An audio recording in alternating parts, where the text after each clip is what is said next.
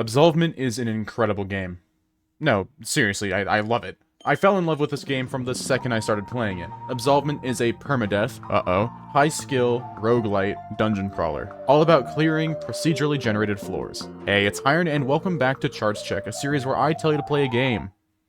That's it. I came across this game on accident when I saw one of my friends, thank you Sakya, playing by herself. The main premise is simple. You start off with nearly nothing, but slowly build yourself up to deal funny big numbers and become powerful enough to slaughter the toughest of foes. This game is currently in the open testing phase, and basically nothing is set in stone, as the devs are working tirelessly to fix problems and balance everything to a T. Like, seriously, they're updating this game constantly. Like, it's actually kind of impressive how much they care. Anywho, let's take a quick look at this wonderful creation of a game. The character creation is an important part as to what makes the game shine. Everything is your usual RPG character customization, with 10 available races, each giving a different spin on your playstyle and elemental choice, 11 starting weapons with 15 starting abilities on top of that. So you're not just stuck with, oh hey, here's your copper sword, go fight stuff. The usual clothing and hair options are here, but you can choose to get a little bit deep oak and pilled and purchase a permanent custom hairstyle with up to 4 IDs later on. Where the customization shines is the sins. This game's overarching mechanic for your character lies within the 12 unique sins.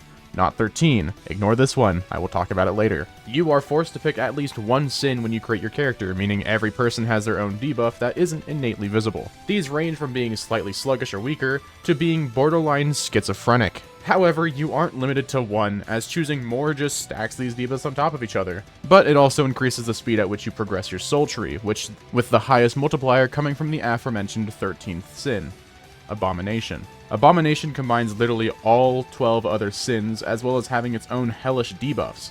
But in return, you get a massive multiplier to your progression speed, though that doesn't matter if you can't defeat the first boss. Speaking of soul tree progression, let's look into that next. Absolvement has a few different types of progression. Each one of your characters has a soul strength, which is just a fancy word for level. Or I guess 2 words. Soul strength goes up as you do certain tasks inside of the dungeon.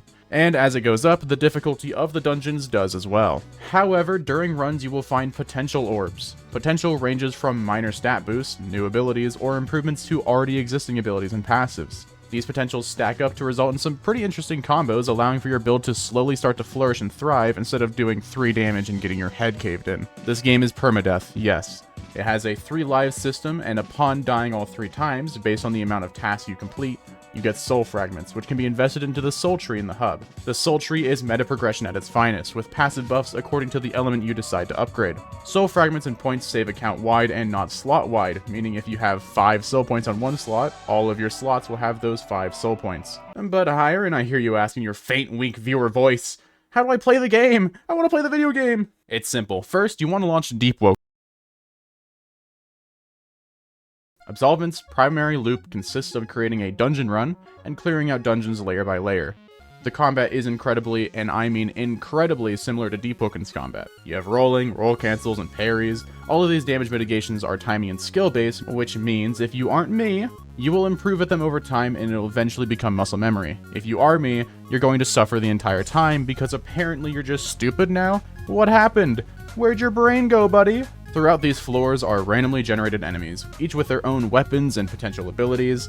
They fight similar to that of your usual bandit beater AI, just kind of walking towards you, using ability when it comes off cooldown, unless it's an archer AI. Archers should be removed from the game. Thank you for coming to my TED Talk. I do not enjoy playing tag with my opponent. It's giving me Deep Woken flashbacks, man. Stop S-holding, please! As you progress through the layers, you'll come across weapons and relics to improve your arsenal. Weapons are obviously self-explanatory, usually just higher damage numbers up until you find mythical weapons, which have their own unique critical attacks to spice up your combos. However, relics are a whole nother story. Relics can be found in place of consumable items and are equipable passives that vary greatly in their uses. These are the capstones to making a build go silly. Like, imagine, I don't know, randomization of all debuffs that you both receive and apply, so your knife that should only apply rot now applies 45 different debuffs to not only yourself, but every single enemy you touch. These combinations are exactly what I'm looking for in an RPG game, and that's why I praise it so much. The satisfying combat, silly creations and synergies between potentials and relics, weapons with unique criticals that aren't worthless weekly updates that are just pumped out with a single legendary weapon to make it look like it has some kind of content, even though the game is basically the exact same and has been the exact same for like 4 months with worthless... Okay, yeah, anyway, so this game is very good. It feels like a good bridge between the combat style I adore in Deepwoken and the kind of RPG synergies and systems that I look for in any kind of RPG game. However, keep in mind, Charts Check is opinionated. This is what I believe. That's just how it goes. I can't really control you. I can't be like, hey, you should like this game now. But I sure can just, like, I could talk about it. That's kind of what I do. So this game has Scythes. It's 10 out of 10. Okay, bye. No, but seriously, I highly recommend trying this game out, especially if you folks are as into permadeath games like I am. The grind feels a little sluggish at times, but overall it's some of the most fun I've had playing games recently, especially with how burnt out I've been with the same old for years. The folks at Amorian Skies are just wonderful people and working their asses off to make this game as good as possible. Microtransactions are all cosmetics, and the quote-unquote premium currency can be obtained for free and at a pretty solid rate.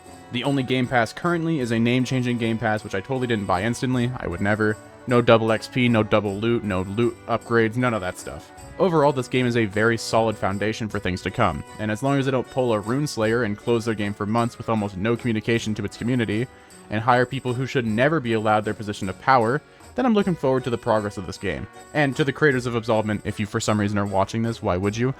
You folks are doing great work.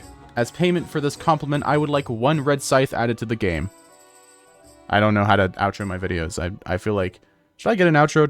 Do I do those things where they put the video at the end and they're like, oh, guys, if you click this video over here, YouTube actually says you like that one. You should click that one. And then the algorithm's like, he said the thing. Oh, I love this guy. Whatever, man. I'm just gonna go back to, like, working in a job. I don't know.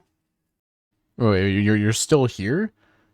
Okay, fine. I guess I'll show you a sneak peek to the next video. God, you're so needy. You know that?